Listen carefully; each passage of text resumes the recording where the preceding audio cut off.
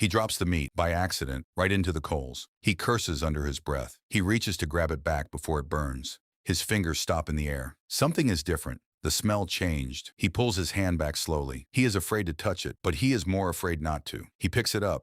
He takes one bite, and something in his brain does something it has never done before. Nobody knows his name. Nobody knows exactly when this happened. Nobody knows which continent he was standing on or which animal he was holding. He is one possible ancestor, one moment out of thousands that may have happened the same way in different places across thousands of years. But that moment, that one accidental bite, is one of the most important moments in the entire history of our species. Because what happened next didn't just change what humans ate, it changed what humans became. And the strange part is, we almost missed it entirely. For most of human history, nobody thought cooking needed an explanation. Of course humans cooked. It was just something we did, like walking upright or using tools. It wasn't until researchers started looking at the timeline seriously that something strange appeared. The cooking came first.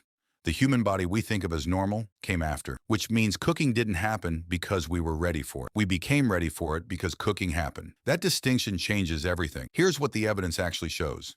Before cooking, the human gut was enormous, built to process raw food, which takes massive energy to digest. Heat changes food before it even enters the body. It does the digestive work in advance, which means a cooked meal delivers roughly 30 to 50% more usable energy than the same food eaten raw. That extra energy had to go somewhere. It went to the brain, and the brain had been waiting for it. The brain is the most expensive organ in the human body. It burns roughly 20% of your total energy every single day. Running a brain capable of language, planning, creativity, requires a constant, enormous calorie supply. Before cooking, that supply simply didn't exist at the scale required. The raw food diet that sustained our ancestors for millions of years couldn't have powered the brain we have now, which means the brain reading these words only exists because of what that man did when he dropped his meat into the coals. But that creates a question the science struggled to answer for decades. When exactly did this happen? Researchers expected a clean answer. They didn't get one, because finding the moment cooking began means finding the moment humans first deliberately controlled fire for food. And fire leaves traces almost impossible to interpret across hundreds of thousands of years. Burned bone could mean cooking. It could mean a wildfire. The evidence exists. The certainty doesn't. Then the evidence took an unexpected turn.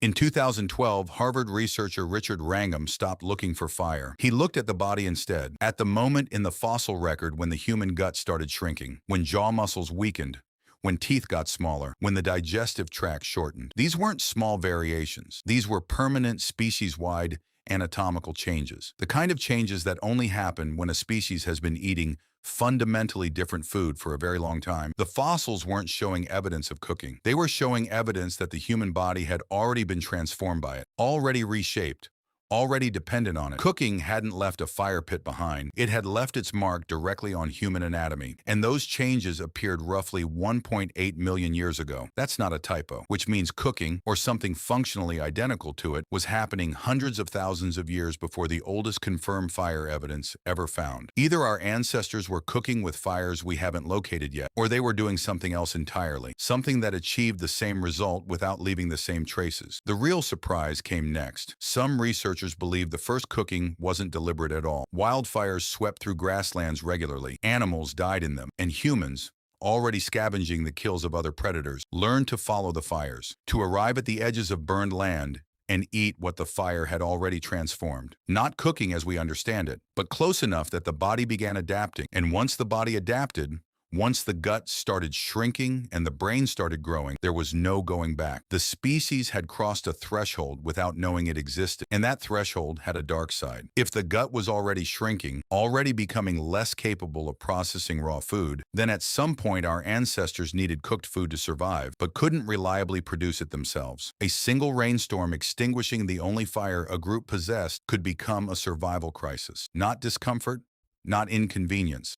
A genuine threat to whether the group would have enough energy to function the next day. Researchers believe some early human groups kept fires burning continuously for exactly this reason, not out of understanding, out of necessity, out of the deep, wordless awareness that the fire had to stay alive. The fire wasn't just warmth, it was survival itself. What happened next changed everything. At some point, the evidence points to somewhere between 400,000 and 700,000 years ago, humans stopped finding fire and started making it deliberately, reliably, on demand. Two hands, two pieces of material, A spark from nothing. This was not a small development. This was one of the most significant technological breakthroughs in the entire history of life on this planet. For the first time, a living creature had gained control over a force of nature, not adapted to it, not waited for it, controlled it, created it from scratch whenever it was needed.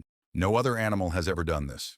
Not before, not since. That moment, whenever it happened, whoever first felt the heat rise from their own hands separated humans from every other species that had ever existed. And once fire was reliable, the feedback loop accelerated. More cooked food, more calories, more brain growth, more complex thinking, better fire control, better tools, better everything. The human brain began building the conditions for its own further development. Each generation slightly sharper, each generation slightly better at extracting energy from the world around them. In roughly 2 million years, the human brain more than doubled in size. No other animal has done anything like it, ever. And it started with an accidental drop into the coals. That's only half the story. Cooking didn't just change human biology, it changed human society. A raw food diet requires constant individual foraging. You eat what you find when you find it, alone or nearly so. Cooking requires preparation, a place, a fire, time spent waiting. And once food is being prepared in one place, once something is cooking and the group has to wait, something else starts happening almost automatically. People gather, they wait together, they talk. They sit in a circle around something warm and bright while the darkness stays outside. The meal becomes a moment, a ritual, something that belongs to the group rather than just the individual. Every dinner table that has ever existed, every family that has ever sat down together, every culture that has ever used a shared meal as the foundation of something larger, all of it traces back to that fire. All of it traces back to one possible ancestor, standing in front of coals, hand frozen in the air, afraid to touch the thing in front of him, but more afraid not to. He didn't know what he was starting.